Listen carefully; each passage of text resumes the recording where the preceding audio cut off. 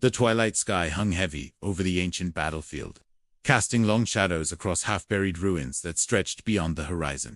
Dr. Marcus Chen wiped sweat from his brow as he continued his methodical excavation, his archaeological tools scraping against something metallic beneath centuries of accumulated earth. The dig had been largely fruitless for weeks, yielding nothing but broken pottery and corroded fragments, but something about this particular spot had drawn him back day after day. As the soil fell away from his discovery, a strange hilt emerged, its surface covered in alien script that seemed to shimmer in the fading light. The metal was unlike anything he'd encountered, neither corroded nor tarnished, despite what must have been millennia buried beneath the ground. With trembling hands, Marcus lifted the object, feeling its surprising weight, as more earth cascaded away to reveal a blackened sword. The moment his fingers wrapped around the grip, silver light pulsed along the blade's edge, and the alien runes flared to brilliant life. The weapon whispered through the air as he raised it, and words appeared along the fuller inscript that somehow, impossibly, he could read. All enemies of the fallen warrior are now your enemies. The earth beneath his feet trembled faintly, dust rising from the ruins as though something ancient had just awakened from eternal slumber.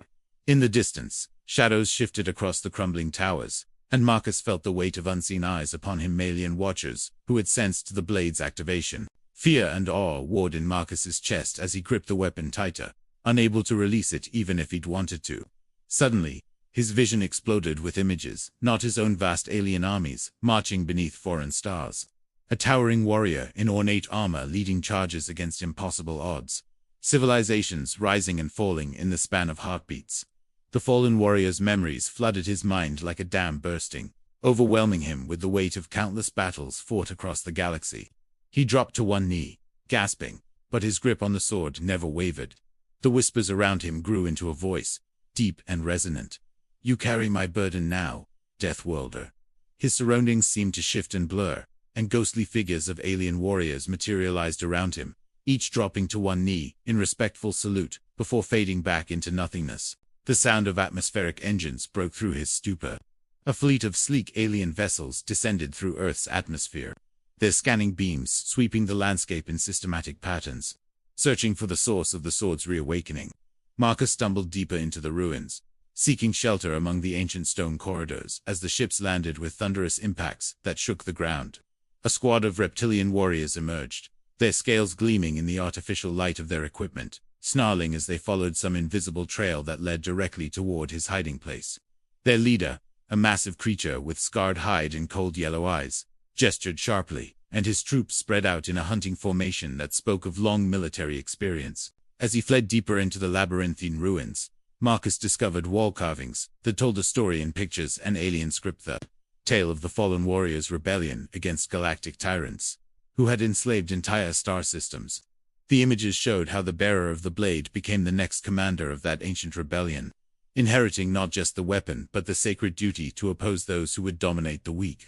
Flash of terrible understanding struck him as he realized the aliens hunting him were descendants of those very tyrants, and they feared the sword's return more than any force in the galaxy.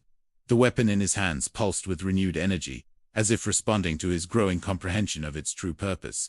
Unable to run further, Marcus stepped into a shaft of moonlight, streaming through a collapsed section of ceiling, raising the blade high as its runes blazed brighter than the stars above. The alien soldiers rounded the corner and stopped short, their plasma rifles trained on him.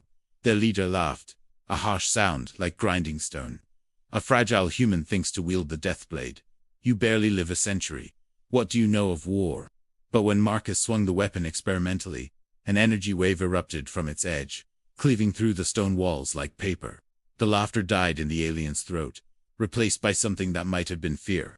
Shock spread through the ranks, as seasoned warriors, who had conquered dozens of worlds, suddenly hesitated before a lone archaeologist.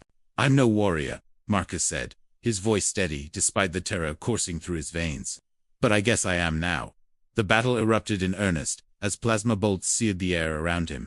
But somehow he moved with fluid grace that wasn't his own. The sword, channeling combat instincts honed over millennia of galactic warfare.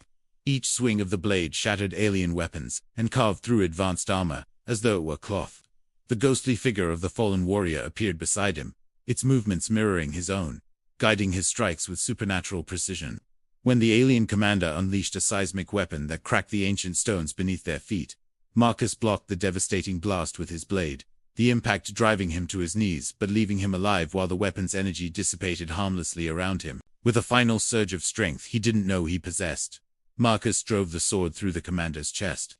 The surviving aliens retreated, hissing in terror as they recognized the blade's chosen wielder, the heir to a legacy that had once brought their empire to its knees. Above them, the alien fleet withdrew, but not in surrender. Even as their ships disappeared beyond the atmosphere, Marcus knew they were summoning reinforcements, preparing for a war that would decide the fate of not just Earth, but the entire galaxy.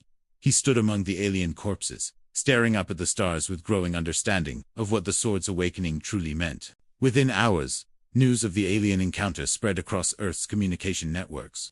Governments convened emergency sessions, debating whether Marcus represented salvation or an existential threat to their world. Military forces surrounded the ruins, their commanders demanding he surrender the weapon for humanity's protection. When he refused, the sword fled in response to their distrust, its light visible for miles. The standoff was broken by the arrival of massive alien fleets in Earth's orbit, their ships so numerous they blotted out entire constellations. The fallen warrior's voice echoed in Marcus's mind. "You must rally them, as I once did. A fractured people cannot stand against the tide that comes." Standing atop the highest tower of the ruined city, Marcus raised the sword high above his head, its radiance blazing like a second sun. Through some mechanism he didn't understand, his image was projected across human settlements worldwide, a holographic broadcast that reached every screen, every device, every pair of eyes on Earth. His voice carried to billions as he declared, "The enemies of the fallen warrior are now ours. They come to enslave us, as they have enslaved countless others. But they have made one critical error. They have underestimated humanity. Together, we fight. Together, we rise. Together, we show them what it means to threaten a death." The response was swift and unprecedented. Humanity, long divided by borders and politics, united under a common cause. Factories retooled overnight to produce weapons and ships. Soldiers trained with desperate intensity, and civilians worked around the clock to build planetary defenses. The first human space fleets launched within weeks, crude vessels compared to alien technology, but crewed by beings who had never known defeat on their home soil. Marcus stood at the helm of the lead ship, the sword at his side as Earth's children prepared to carry their defiance to the stars themselves. The battle for Earth's skies blazed across the heavens as human determination met alien superiority. Ships exploded in brilliant fireballs, while fighters danced deadly patterns between capital vessels. But where alien technology faltered, human ingenuity flourished. They used unconventional tactics, sacrificial courage, and the raw fury of a species defending its home. As Marcus led the final charge against the alien flagship, the sword blazing as though the fallen warrior fought beside him, he understood at last why humanity had been chosen to inherit this burden. The alien admiral's bridge shattered beneath his assault, and as Marcus drove the blade into the deck plating of the conquered warship, he spoke words that would echo across the galaxy. "We were underestimated. Now, your enemies are ours." The remaining alien fleets fled into hyperspace, carrying word that the deathworlders had risen, that the fallen warrior's heir had awakened, and that the age of easy conquest was over. Marcus stood among the wreckage, knowing this was only the beginning, but for the first time since finding the sword, he smiled. Humanity had always been survivors. Now they were something more.